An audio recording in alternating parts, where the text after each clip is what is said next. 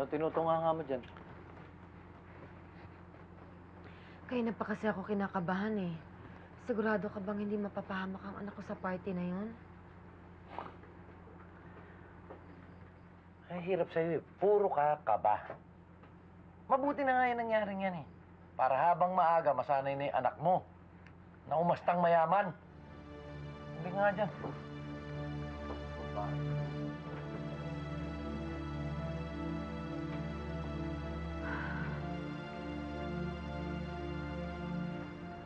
Halika, doon tayo. Look what she's wearing.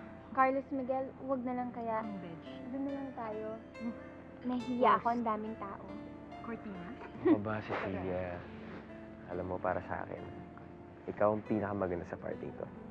Ha? At ang layo yata ng Sige na, bahay. pakita mo naman yung smile. So cheap. Maganda na song. Hi, Mama.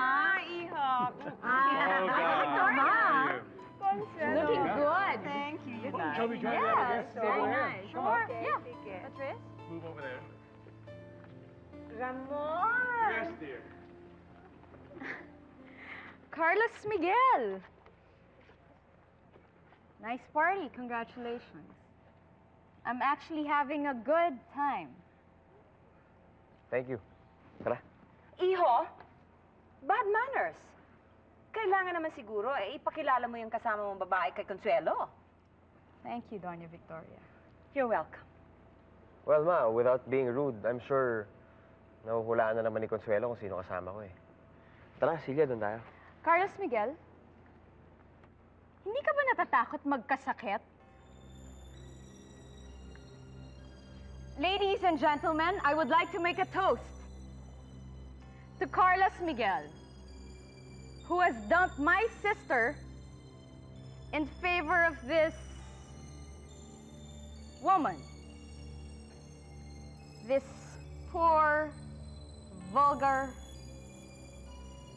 cheap-looking woman na walang ibang may pagmamalaki kundi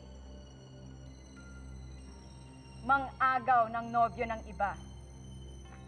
At ang paglabas ng kanyang ketonging ina sa isang leprosario.